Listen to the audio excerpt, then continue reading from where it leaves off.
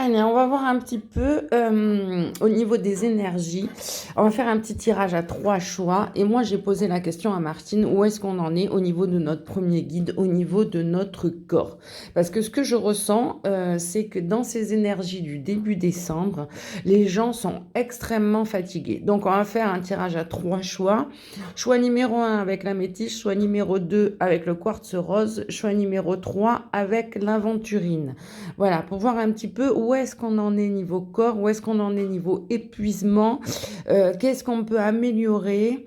Voilà, on va voir un petit peu tout ça ce matin. Ok, alors on va y aller un petit peu avec ce choix numéro un. Alors, qu'est-ce qu'il nous dit ce choix numéro un? Il nous dit, eh bien, on a trop accumulé. Tu stockes en toi toutes les émotions qui te traversent. Elles ne t'offrent pourtant aucune protection. Elles s'accumulent, t'empêchant d'être à l'écoute de toi-même, de ton cœur et de l'univers. Alors, il est bien clair que le corps emmagasine énormément de choses. Le corps a une mémoire. Déjà, si vous êtes soumis à des addictions comme fumer, par exemple, vous avez la mémoire du corps. Même si vous arrivez à arrêter la cigarette, vous pouvez avoir ce geste de porter à la bouche parce que le corps a une mémoire. Donc déjà, euh, il faut le purger assez régulièrement, ce corps.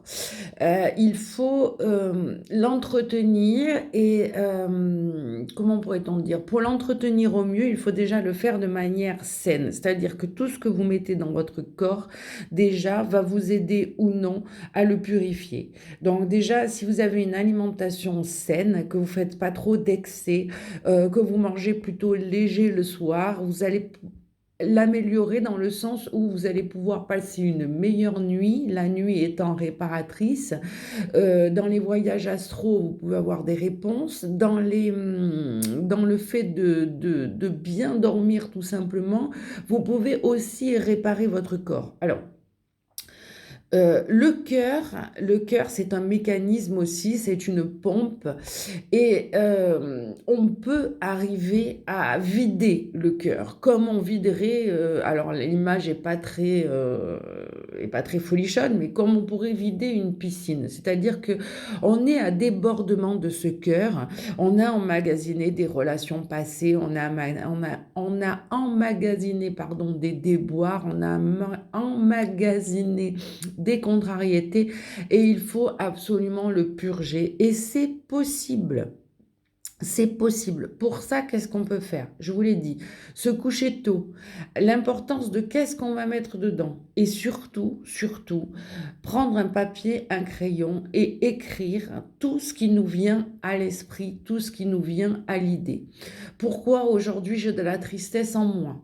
Alors, on est dans des périodes pour le faire. On est en décembre, on est encore dans les énergies de l'eau, on est encore, l'eau c'est l'émotionnel, on est dans les énergies des reins, on est dans les énergies de tout ce qui naît, tout ce qui nous fait croître, mais tout ce qui est aussi à débordement. D'où le cœur qui peut déborder, avoir un trop plein d'amour, trop plein de tristesse, trop plein de l'émotionnel qui déborde. Alors, on prend un papier, un crayon, on s'assoit et on va noter tout ce qui nous vient en tête. Pourquoi ce cœur déborde? Qu'est-ce qui nous est arrivé cette année? Qu'est-ce qui nous est arrivé dans les derniers mois? Est-ce qu'on a eu des décès? Est-ce qu'on a eu des déceptions? Est-ce qu'un animal est mort?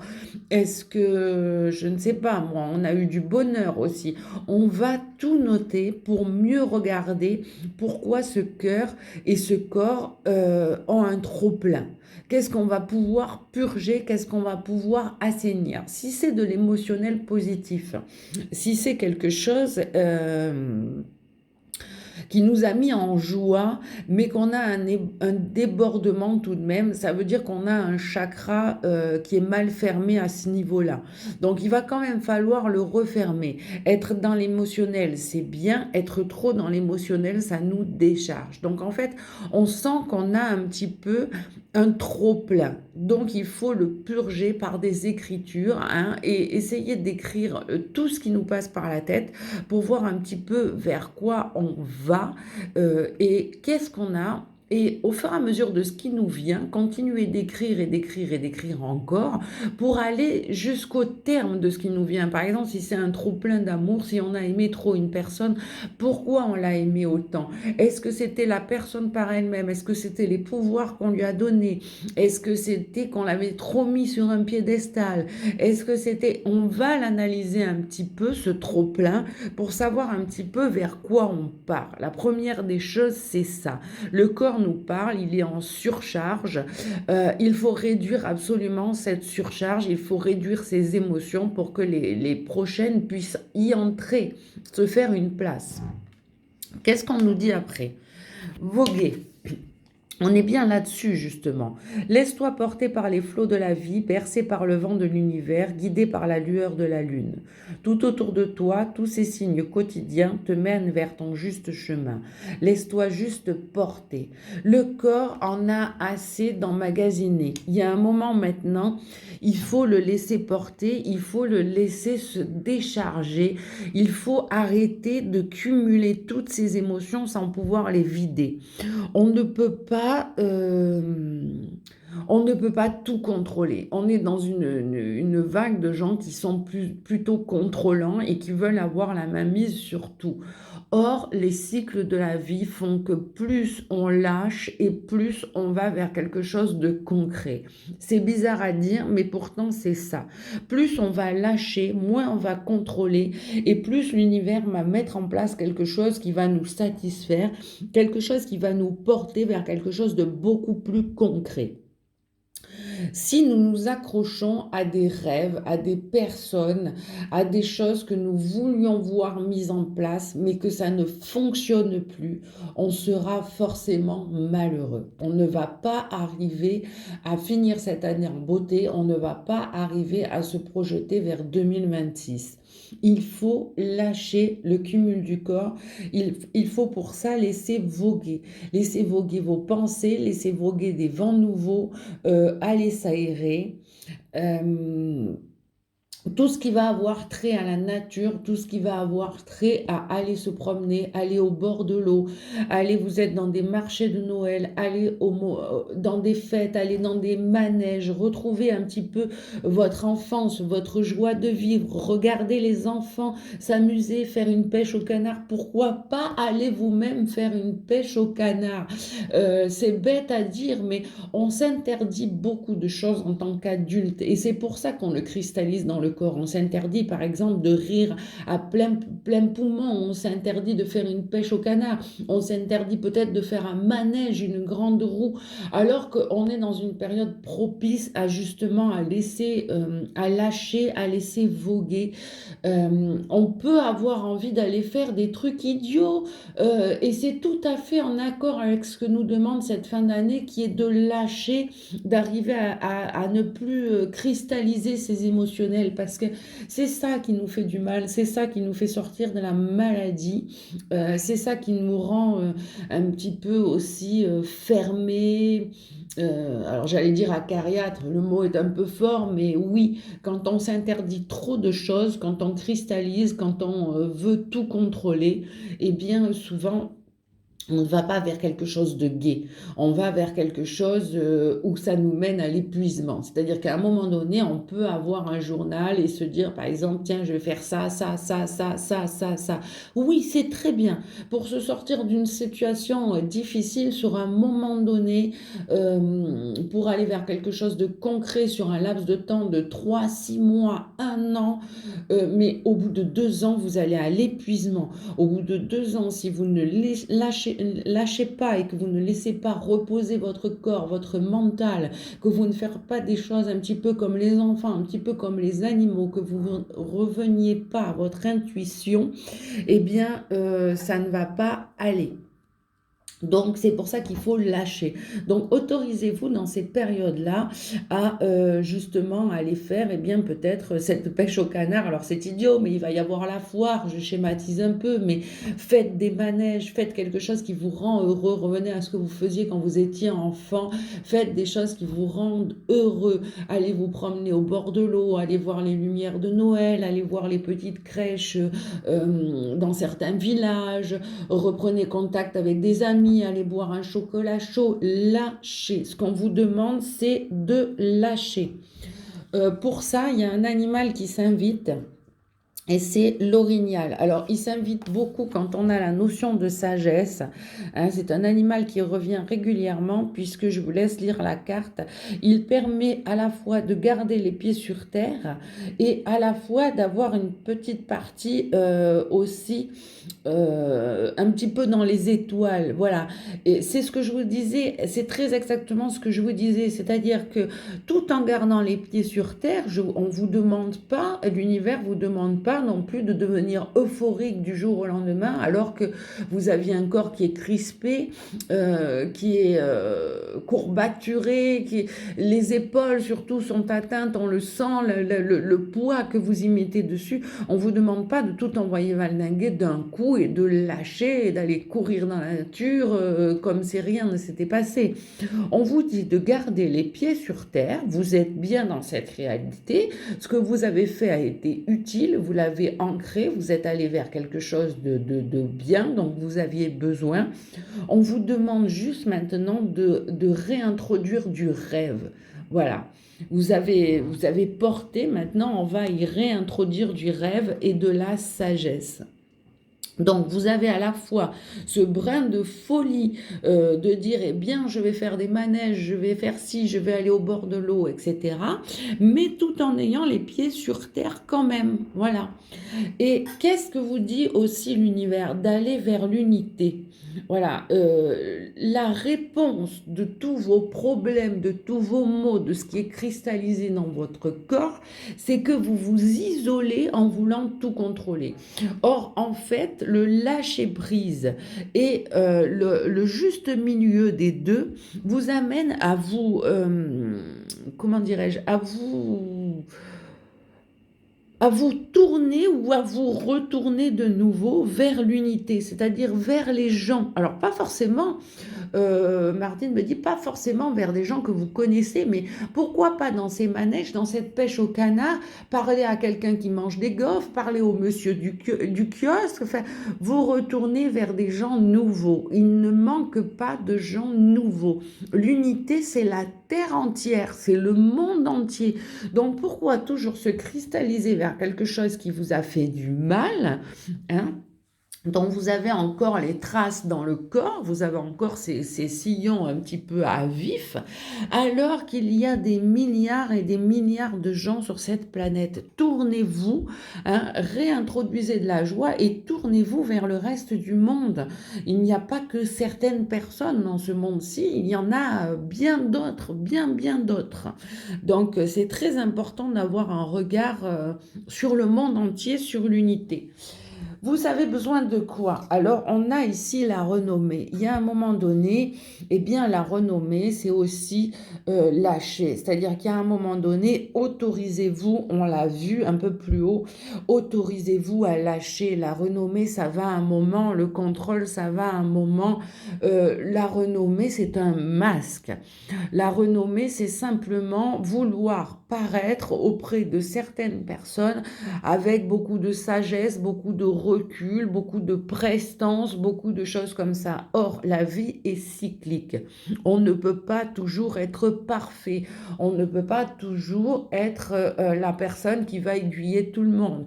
On ne peut pas toujours être le pilier de famille irréprochable. On ne peut pas toujours faire son lit, ne serait-ce qu'à la perfection, voire le faire tout simplement.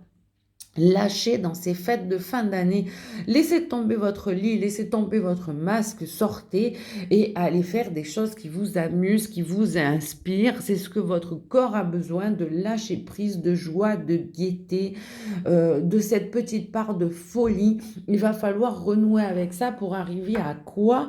Eh bien, à une fin heureuse. Plus vous allez vous orienter vers des gens nouveaux, plus vous allez vous orienter vers des fins heureuses. Je le disais encore ce matin, j'ai annoncé à certains signes dans ce mois de décembre des unions, des rencontres, mais si vous ne faites pas l'effort de lâcher, si vous ne faites pas l'effort de vous tourner vers des gens nouveaux, les rencontres ne vont pas se faire. C'est une évidence. Donc, pour avoir des fins heureuses, n'hésitez pas à sortir, à lâcher et arrêter de vouloir contrôler. Hein? Voilà, c'était pour ce choix numéro un. Le choix numéro 2 maintenant, ceux qui avaient choisi le petit quartz rose. Alors, qu'est-ce qu'on a pour nous? Qu'est-ce qu'on a pour vous? Alors, la première des choses que l'univers a envie de vous dire, de toute façon, si on est parti sur ces tirages du corps, c'était parce qu'on sentait qu'il y avait un problème au niveau de trop contrôler. Et on a déjà se choisir. Tu ressens de temps à autre de vives douleurs dans ta poitrine. Ton cœur t'indique clairement que tu passes trop de temps à te préoccuper du bonheur des autres. Aime-toi et accepte-toi, fais-toi passer en priorité. Alors, évidemment, quand on est trop dans le contrôle, qu'on veut trop bien faire et qu'on est dans ces énergies justement de fin d'année, on est dans l'épuisement et on va encore se chercher à faire passer les gens en priorité. Oui, mais mes enfants, par exemple, est-ce que les cadeaux sont bien faits? Est-ce que ça va leur faire plaisir? Est-ce que je vais faire un repas de Noël? Est-ce que je vais faire ceci ou est-ce que je vais faire cela? On est en train de se surcharger alors qu'on nous a rien demandé et que les choses pourraient se faire de manière nouvelle et différente de l'année d'avant. On prend de l'âge, on vieillit. Il faut qu'on arrive à un état de sagesse, mais surtout à un état où on se fait passer en premier. Alors, les fêtes de fin d'année, c'est très très bien, hein. Noël, l'amour, l'amitié, retrouver les gens qu'on aime, etc. Mais il ne faut pas que ça nous épuise. Il ne faut pas que tout le monde passe en premier. Certes, le repas de Noël, c'est important, mais il suffit de dire, écoutez, cette année, je suis fatiguée. Est-ce que tout le monde pourrait mettre un petit peu la main à la pâte et que quelqu'un achète un dessert ou le fasse à sa convenance? Quelqu'un pourrait faire une entrée, quelqu'un pourrait faire ceci ou cela. Ou tiens, j'ai fait une commande voilà, pour des cadeaux, des choses comme ça, mais je ne me sens pas d'aller la chercher. Tu passes devant, est-ce qu'il serait possible que tu la récupères à ma place? Donc, se choisir, c'est ça. Ça ne veut pas dire que on va mettre les autres complètement de côté. Ça veut juste dire qu'on va se faire passer en priorité. Il est normal d'être des fois fatigué. C'est juste. Et c'est très, très juste de le dire aussi. On n'a pas besoin de tout porter. Oui, notre petit-fils est malade. Oui, il a le nez qui coule. Oui, sa maman a toute l'année aussi derrière elle et elle a besoin de repos. Mais nous aussi, nous avons besoin de repos. Donc, c'est pas la peine de lui dire je te prends le petit tout le week-end, repose-toi, alors que vous êtes vous-même en burn-out. On peut très bien lui dire écoute, je suis fatiguée moi aussi, je te prends le petit sur une période de 2 heures, tu te fais une bonne sieste, après on le garde à deux si tu veux pendant 2 heures, et après c'est moi qui vais me reposer. On s'allège, on se choisit, on se fait passer en premier. Mais ça ne veut pas pour autant dire, parce que dans la tête de certains, se choisir, ça veut dire d'un coup devenir un petit peu, pas mégalo, j'exagère un petit peu, mais égocentrique et dire il n'y a plus que moi qui compte. Ce n'est pas ça qui est demandé dans ces énergies de fin d'année. L'unité, les énergies de Noël, c'est aller vers les autres, aller vers son prochain, donner de la joie et de la bonne humeur. Mais si on est fatigué, si on est triste, on est aussi dans une période de cumul de toute l'année, je l'ai dit pour le groupe 1, on est dans une période émotionnelle avec l'énergie des eaux. Hein. Donc on peut avoir des vagues de surmenage, on peut avoir des crises de larmes, on peut avoir des crises de joie. C'est normal, c'est OK. Mais du coup, il faut purger. Et pour purger, il faut être sage, entre guillemets, c'est-à-dire ne pas aller à l'épuisement. Quand on ressent ces vagues-là, il y a un moment donné, il faut se choisir, il ne faut pas se laisser emporter par la vague parce qu'elle peut vous noyer. Donc, il suffit juste de dire, d'accord, mais on va le faire comme ça. Ou d'accord, mais je me sens pas de faire un repas. Si vous voulez le faire, je participe, j'amènerai des choses. Sinon, on peut faire un gros gâteau ou on peut tout simplement aller pour une fois manger au restaurant ou il y a des solutions. On n'est pas toujours obligé de tout gérer, on n'est pas toujours obligé d'être le pilier, on n'est pas toujours obligé d'être le référent. On avance en âge, de toute façon, il y a un moment donné où ça ne fonctionnera plus. Donc, c'est pas non plus un désespoir ou autre que de dire non.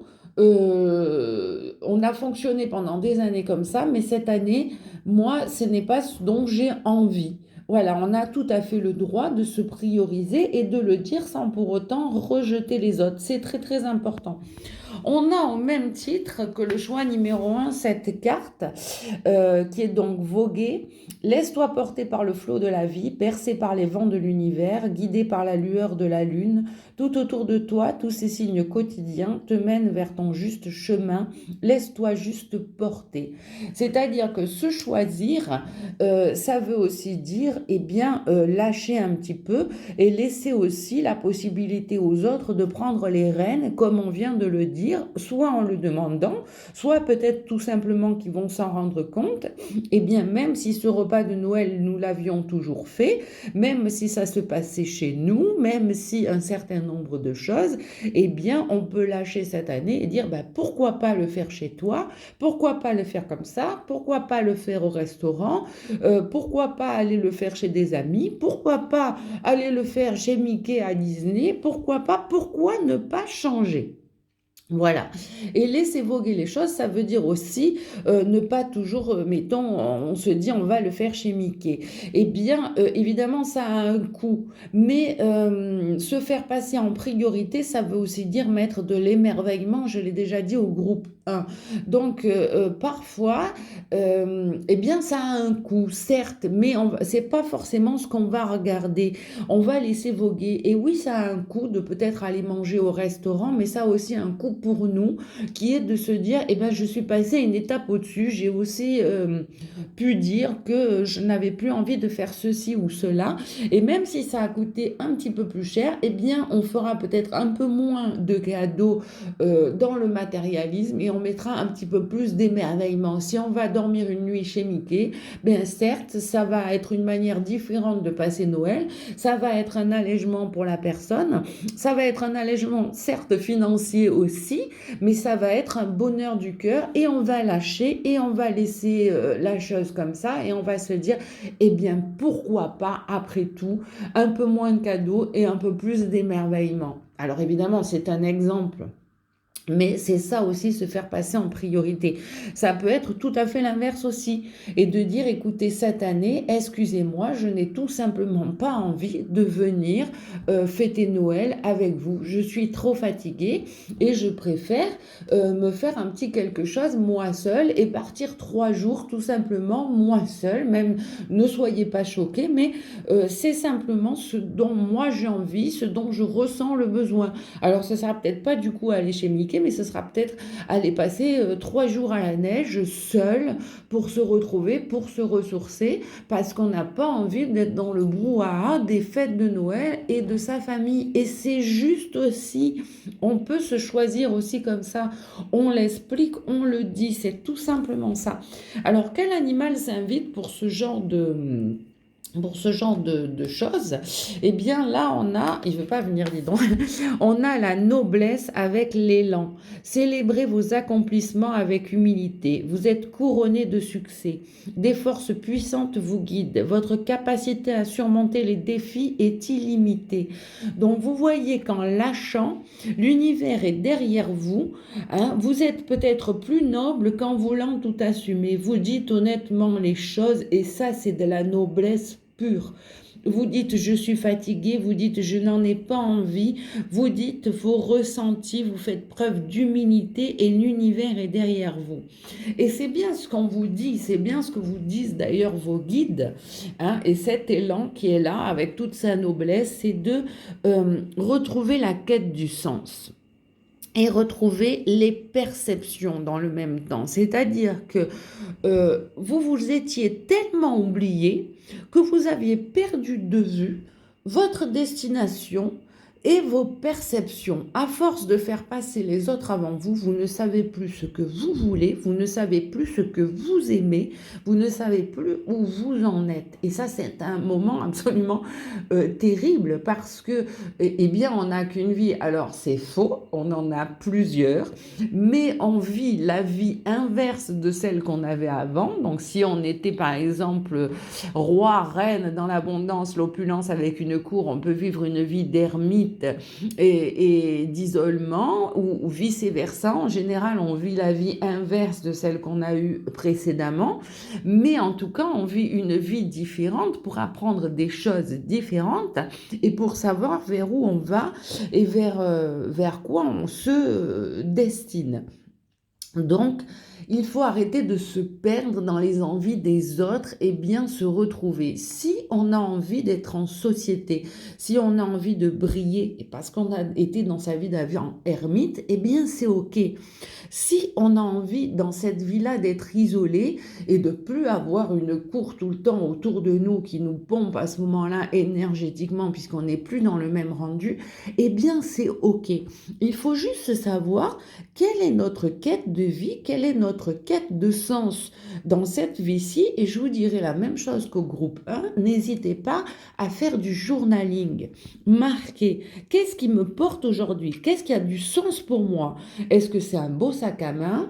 Est-ce que c'est de faire des voyages? Est-ce que c'est d'être avec ma famille? Est-ce que c'est d'être isolé?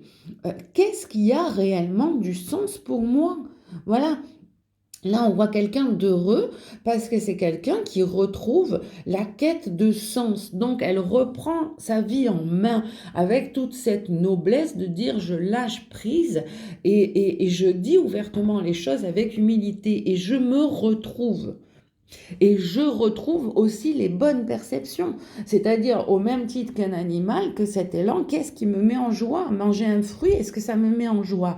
Oui. Faire un voyage, est-ce que ça me met en joie? Oui. Aller chez ces amis-là, est-ce que ça me met en joie? Non. Eh bien, c'est ok. À ce moment-là, si ça n'a plus de sens, on ne le fait plus. On le dit simplement, ça n'a plus de sens pour moi.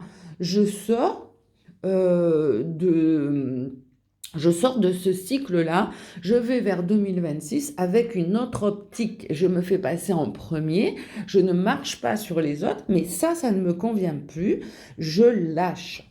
Et pour ça, de toute façon, on a la destinée. Ça veut dire que quoi qu'on fasse, même si on fait passer tout le monde avant nous, on a une destinée. Les clés du destin, elles arriveront à un moment donné ou à un autre. Alors, on aura toujours ce libre arbitre de le porter à bras le corps ou non, de prendre la porte de la destinée maintenant ou plus tard, mais elle est de toute façon là, cette porte de la destinée. Hein?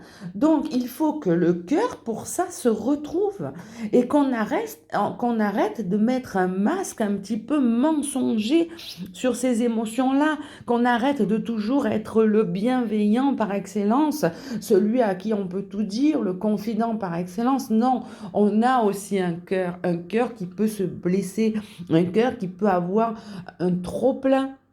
Un cœur qui envoie des signaux mélangés parce qu'il ne sait plus, parce qu'il a perdu la quête de sens. Un cœur qui finalement est un petit peu dans le mensonge et qui occulte un petit peu parce que finalement il met un certain masque et c'est plus un élan naturel. Tiens, un élan, c'est rigolo, mais c'est un peu ça. On n'est plus dans sa noblesse, on est dans porter un masque, on est dans quelque chose de fictif même au niveau du cœur. Et ça ronge et c'est pas possible. Donc ce choix numéro 2, c'est se faire prioriser, pas en marchant sur les autres, en lâchant, en disant ce qui ne va pas. On est aux portes de sa destinée, de sa quête de sens et de retrouver vraiment notre cœur à l'état naturel. Qu'est-ce qui nous amuse, qu'est-ce qui nous met en joie sans pour autant porter un petit masque mensonger. Donc c'est le meilleur moment, cette approche des fêtes pour faire ça, pour le dire, pour aller vers quelque chose de nouveau. Voilà pour le groupe numéro 2. Le choix numéro 3 qui avait choisi l'aventurine. Qu'est-ce qu'on a pour vous, le choix numéro 3? Alors, j'ai remarqué que quand même dans les 3 tirages, de toute façon, le corps est épuisé. Et vous, eh bien, on va parler sexualité. Donc vous, je pense que d'après ce que je vois, le choix numéro 3, c'est le pire qui puisse y avoir dans les 3 choix. Alors déjà, on va parler de sexualité. Donc la sexualité, tu n'es plus aligné avec ta sexualité ni en lien avec tes besoins profonds. Tout est devenu qu'automatisme. Autorise-toi à redécouvrir en douceur tes désirs, tes plaisirs, tes envies pour cheminer vers l'orgasme. Je pense que le choix numéro 3, vous avez un petit peu donné un peu trop de votre personne à des gens qui se sont servis. C'est-à-dire que, est-ce que vous y avez pris du plaisir au final? Eh bien, d'après ce qui ressort, pas vraiment. Voire même, là, je sens presque un petit peu de honte, un petit peu quelque chose de honteux, hein, comme si on avait été un petit peu la poupée de l'autre, qu'on s'était complètement oublié. Moi, je sens aussi la blessure d'abandon, là, c'est-à-dire plaire à tout prix, au détriment de sa propre personnalité, bien souvent, pour garder la personne, et une personne qui, finalement, ne vous fait, si on l'analyse, pas tant de bien que ça. Déjà, au niveau sexuel, si vous vous êtes obligé à faire les choses, hein, si la personne a pris mais que vous n'avez pas reçu finalement, moi j'ai une petite connotation presque de violation, de brutalité, de quelque chose qui n'était peut-être pas même autorisé. Vous êtes peut-être allé un peu trop loin par rapport à ce que vous, la sexualité, le côté justement orgasme et plaisir, voulez donner, c'est-à-dire quelque chose de sain, quelque chose de chaleureux, quelque chose où il y a un échange, où il y a vraiment justement cette notion de faire plaisir à l'autre dans la douceur, dans la bienveillance. Là, sur ce tirage-ci, on sent presque un petit peu de la violence, un petit peu des gens qui se sont oubliés, qui ont plus subi qu'autre chose. Alors, on vous demande, hein, de contempler. Contempler, alors je vais vous lire la carte. Alors, comme suspendu dans le temps, une pause intérieure tournée vers l'extérieur. Un temps pour toi, pour admirer la vie, pour déceler le bonheur dans ses plaisirs quotidiens. Alors, moi, je le vois un petit peu contempler sur l'ensemble. Est-ce que dans ce que vous voyez là, dans cette contemplation, il n'y a pas un peu une pointe de désolation aussi? Moi, c'est ce que j'y vois un petit peu, une pointe de désolation, c'est-à-dire contempler l'étendue des dégâts. Moi, c'est bien ce que j'ancre ici dans ce tirage, c'est-à-dire que, in fine, est-ce que le choix a été bon? Je le ressens pas comme ça. Je ressens des gens qui sont blessés, qui contemplent l'étendue des dégâts comme si de toute façon la situation était clôturée, elle était finie, hein, et on avait quelqu'un qui finalement s'était offert et beaucoup trop, au-delà de ce qu'il avait pu ce qu'il avait prévu de donner, et que ça a été quelque chose complètement à sens unique, dans lequel on s'est oublié, et la personne finalement, c'est comme je le vois un peu comme un viol. C'est pas ça l'amour. L'amour, c'est prendre des décisions à deux, c'est faire les choses à deux, c'est faire les choses en douceur, voilà. Et là, c'est pas ce que je ressens. On vous dit de contempler. Alors, moi, je vous dis contempler l'étendue des dégâts. Je pense que vous en avez pris conscience. Je pense qu'il y a un peu de honte, mais je pense que maintenant, elle est un petit peu en train de s'estomper, de se dire, mon Dieu, oui, pourquoi je suis allée jusque-là? Pourquoi avoir fait tout ça finalement? Parce que je m'y suis perdue. Voilà. Alors on a deux animaux totems qui viennent ici. C'est pour ça que je ressens énormément un petit peu le côté de la honte, et un petit peu le côté de la frustration. C'est que les deux animaux qui s'invitent, et puisqu'on en a deux, on a le hibou. hein. Et le hibou, lui, c'est la magie. Alors, il va falloir retrouver un petit peu de magie là-dedans parce que qu'est-ce qu'il nous dit ce hibou? Ne vous inquiétez pas, c'est mon chien Gizmo, hein, pour ceux qui le suivent sur TikTok. De temps en temps, il a quelque chose à nous dire. Alors, qu'est-ce qu'il nous dit ce hibou? Choisissez de connaître la vérité parce que vous le pouvez. Ouvrez votre vision intérieure. Vous pouvez, vous pouvez voir à travers la tromperie. Laissez aller le passé et faites de la place pour une vie meilleure.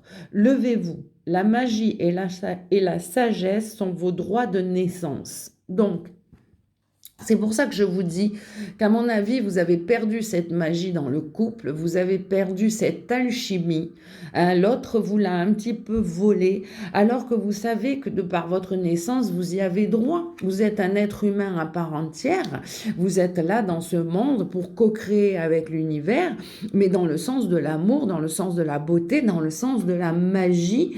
Et finalement, vous le voyez bien que vous êtes trompé, mais vous avez été trompé, mais vous êtes presque trompé vous-même. La pire tromperie, ce qui vous fait le plus mal, c'est finalement votre réaction à vous dans cette histoire. C'est d'avoir laissé faire et d'avoir perdu cette magie à laquelle vous croyez d'habitude, la magie de l'amour, et d'avoir accepté des choses qui n'avaient rien de magique. Alors, c'est pas grave puisque on a là la baleine et la baleine à bosse qui est un des plus vieux animaux de la terre et qui a un chant absolument fantastique qui est le chant de la guérison. Alors, chantez des chants de guérison pour le monde. Votre navigation intérieure vous guide. Rien ne peut vous arrêter ou vous empêcher d'atteindre votre objectif. Alignez-vous avec votre but et le pouvoir de votre âme. Alors moi, là, on est dans les chants de Noël, on est dans les chants de guérison. Il y a énormément moi je les utilise dans le cadre des soins énergétiques. Il y a beaucoup de musique de guérison. Et là, c'est ce que j'entends. Dans ce chant de la baleine, faites-vous du bien. Écoutez des chants de Noël, écoutez des chants de guérison, écoutez des chants avec un certain nombre de hertz qui va calmer cette tristesse du cœur, cette tristesse cette honte finalement qu'on a, mais qu'on ne doit pas avoir parce que il y a quand même eu de la manipulation quelque part. Il y a quand même eu quelqu'un qui vous a ôté votre magie pertinemment, qui savait évidemment ce qu'il faisait. Donc vous vous êtes laissé faire par amour, ce qu'il ne faudra plus faire parce que ce n'est pas de l'amour, et ça maintenant vous le réalisez, mais on est dans ces périodes de Noël, de chants de Noël, de bonté, de guérison, d'avoir envie de retourner quand même un petit peu vers l'autre, donc remettez-y un peu de magie, et pourquoi pas y mettre un petit peu justement ces chants de Noël, aller vers des enfants, aller vers des chorales, aller vers des choses qui vous font du bien, qui vont vous calmer, qui vont vous penser. La sexualité, elle a quelque chose de beau en soi. Il ne faut pas l'oublier, la sexualité, elle donne la vie, elle donne l'enfant, elle donne la prolongation de vous-même, de la continuité terrestre. C'est la magie de la co-création. Donc on a tout à fait le droit d'avoir une sexualité, mais pas forcément une sexualité débridée, une sexualité pour le plaisir de l'autre, mais bien quelque chose tourné vers l'amour, vers quelque chose de sain. Et je pense que vous l'avez compris. Donc avec ces deux énergies, ces deux animaux, le hibou qui voit bien, il peut voir à 360 hein, ce qu'il a trompé, pourquoi il a été trompé, pourquoi il a réagi comme ça. Mais il faut à tout prix qu'il pense ses plaies, qu'il s'excuse. Il n'est pas le seul fautif là-dedans. On l'a aussi un petit peu amené. Donc, ce qu'il faut qu'il reprenne, c'est son pouvoir, finalement. Donc, écoutez des chants de guérison, tournez-vous vers des choses qui vous font du bien. Parlez, n'ayez pas honte de le dire. La honte, il faut qu'elle s'évacue. La honte est pas quelque chose de magique, mais quelque chose qui va vous enfermer, qui va s'ancrer dans le corps et qui va peut-être vous faire cristalliser des maladies. Donc n'ayez pas honte, parlez-en, chantez-le si j'ose le dire comme ça. J'ai dit aux 3 groupes, puisque je vais le dire à vous aussi, prenez un papier et un crayon, faites du journaling, marquez ce qui dans cette relation vous a rendu aussi dépendant, là où la magie s'est brisée. J'ai fait un livre là-dessus. Hein, ça s'appelle Mes 2 dragons, des gens que j'avais rencontrés sur les réseaux sociaux. Un bienveillant, l'autre un peu moins, mais est-ce que la finalité a été différente? Je vous engage à le prendre, à le lire, il vaut 12,50. Il fait un bien fou. Je vous ressens bien dans cette énergie-là, en tout cas. On le sent ici. Qu'est-ce que pardon.